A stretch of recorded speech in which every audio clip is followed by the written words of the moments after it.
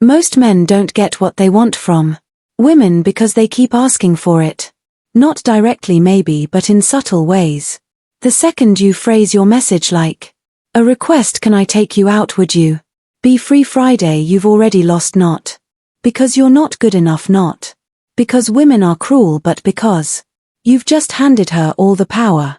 You've unknowingly put her in control of the interaction, and when that happens, she doesn't feel desire, she feels pressure. Attraction dies not with a fight but with a question. If you've ever been ghosted after being nice, ignored after showing genuine interest, or left wondering what went wrong after doing everything right, this is why it's not that kindness is the problem, it's that the energy behind your actions was coming from lack, from need, from seeking approval. But here's the truth, most men never hear getting what you want from women is not about manipulation, mind games, or pretending to be someone you're not. It's about reclaiming your role as the one who leads, not the one who follows, not the one who pleads. When you understand how to shift from hoping to expecting, from seeking to choosing, everything changes, not because women change, but because you do. This isn't about changing her behavior, it's about mastering your own. So if you're tired of begging, convincing, or constantly waiting for a response that never comes, this is for you. And if you've ever chased approval only to end up with nothing, then maybe, just maybe, it's time you stopped asking. Sound fair enough? You've probably heard it 1,000 times. Women love confident men, but what no one tells you is how that confidence actually shows up.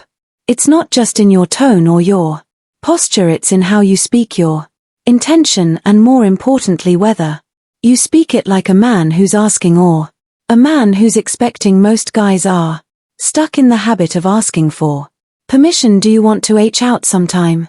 Are you free Friday? It sounds harmless, polite even, but underneath the surface, it communicates something far more damaging. It says you're not sure of yourself. It says you're waiting for her approval before you move, and that right there is where the attraction starts to die, because the moment you ask, you hand her the frame. You're saying you decide, you lead, and whether she realizes it or not, that energy repels her, because deep down, when women are wired to respond to certainty, to direction, not domination, but decisiveness. Think about it. Have you ever seen a man who women naturally follow? His not demanding, his not forcing anything, he just moves with purpose. He says, I'm heading to the spot Friday, come with me, or I'm grabbing a drink Thursday, you should join. He doesn't beg for a yes, he extends an invitation, and the difference is massive. The Stoics taught us that a man should never place his peace in the hands of others. Epicurus said it clearly, freedom is the only worthy goal in life. It is won by disregarding things that lie beyond our control. When you ask for validation, you're giving away your freedom, but when you move with calm, quiet certainty, you take that power back. You lead not because you're desperate for a result, but because the direction itself is aligned with who you are. And here's the beautiful part: when you stop asking and start expecting, one of three things will happen. She'll either follow your lead because she feels that grounded energy and wants to be part of it, or she'll counter, I can't Friday but I'm free Saturday, which means she's interested and investing, or she'll decline. And now you've just saved yourself time chasing someone who is never going to show up for you anyway. Either way you win, because a man who leads never begs, and a man who expects never settles. Here's where most men go wrong: they try to win a woman's heart the way they'd win a debate with logic. They say things like, I have a good job, I'm a nice guy, I'd treat you right, as if attraction works like a checklist. It doesn't. Women don't respond to bullet points, they respond to how they feel in your presence. And this is where the game changes completely, because the guy who tries to explain why he's a good choice is the one who's already lost the emotional battle. Meanwhile, the man who says very little but makes her feel something, curiosity, tension, excitement, is the one who lives Rentry in her mind. It's not about being fake or playing games, it's about understanding that connection isn't logical, it's emotional. And if you talk to her the same way you talk to your buddies, with straightforward facts and zero intrigue, you'll blend in with every other nice guy she's forgotten what works, instead speaking with playful mystery, making bold confident statements instead of boring predictable questions. Don't ask what do you do for fun, say you strike me as the type who secretly leads a double life. Don't worry, I won't tell. Don't ask where are you from, say I bet you were the kind of kid who broke the rules just to see if you could get away with it. These aren't just jokes, they're emotional hooks, they spark imagination. They invite her into a playful frame, and now instead of being just another guy asking for her time, you've become the experience. But here's where Stoicism gives you the edge. A Stoic man doesn't try to impress, he expresses, then lets go.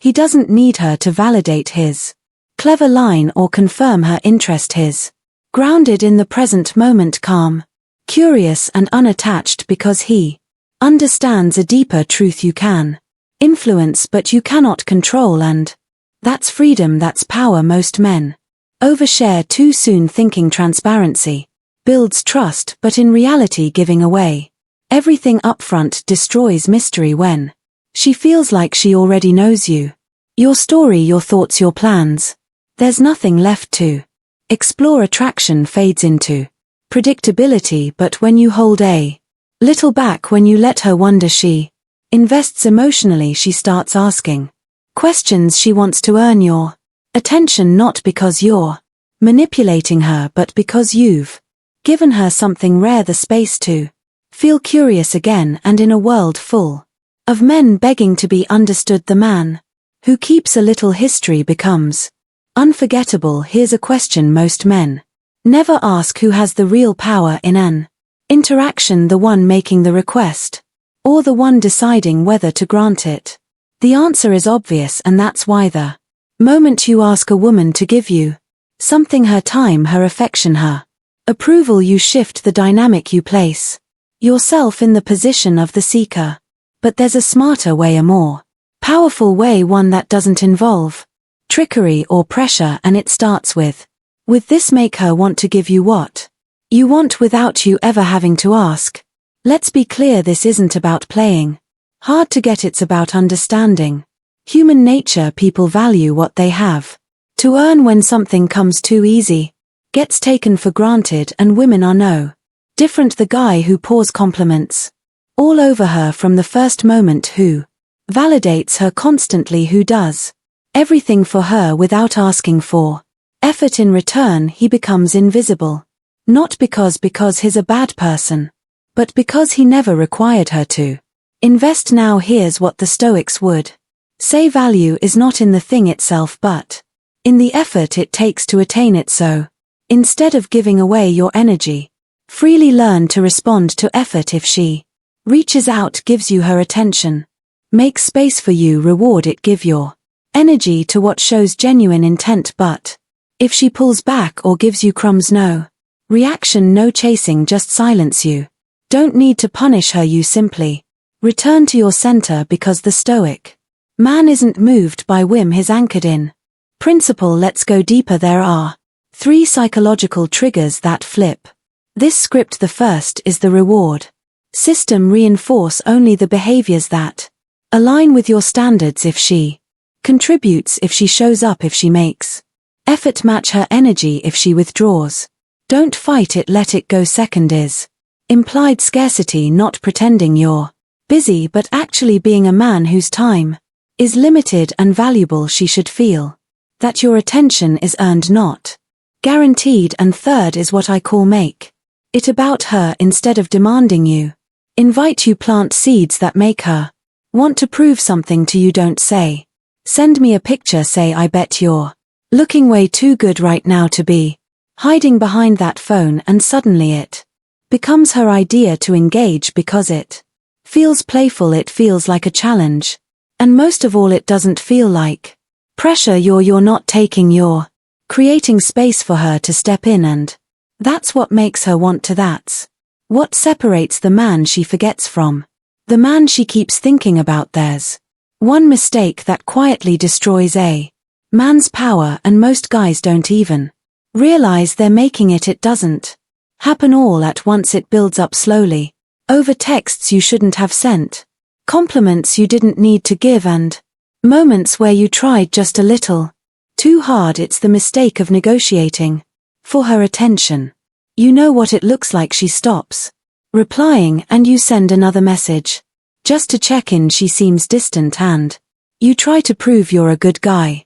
Remind her how much you care, how different you are from other men. Maybe she says she just wants to be friends, and instead of walking away you stick around hoping she'll see your worth over time. But here's the truth no one likes to say out loud. Every time you negotiate for her attention, you lose a piece of her respect. And without respect there is no attraction. Women don't fall for men who chase approval, they fall for men who carry themselves like they already have it. That doesn't mean being arrogant or emotionally distant. It means knowing that your worth isn't up for debate, and the moment someone treats it like it is, you leave the table. Here's where Stoic philosophy becomes your secret weapon. A Stoic doesn't beg to be seen. He doesn't convince others of his value. He simply lives it. He acts in alignment with his values, then lets go of the outcome.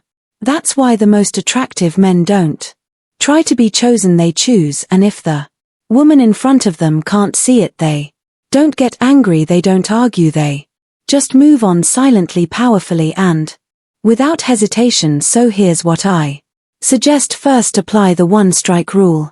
If she pulls away once, match her distance. Don't explain, don't chase, just mirror. If she pulls away twice, she's gone. Period. A woman who's truly interested will always find a way to show it. Second, kill the pick-me energy. You're not asking her to rescue from loneliness, you're inviting her into something valuable. And third, stay rooted in an abundance mindset, not because you have 10 women on speed dial, but because you have a full life, a steady mind, and a heart that doesn't beg for scraps. And that brings us here to the truth behind it all. Getting what you want from women isn't about controlling in them, it's about controlling yourself. It's about being so secure in who you are, so grounded in what you stand for, that you no longer feel the need to chase, to convince, or to settle. You're not asking anymore, you're not waiting, you're simply leading and letting those who are aligned follow. So if you've made it this far, ask yourself this: are you still hoping to be chosen, or are you ready to choose? If this resonated with you, leave a comment and let me know what part hit hardest. And if you're building yourself into a man of calm strength and quiet confidence, subscribe. This is the Stoic Golden Rule, where strength begins with stillness.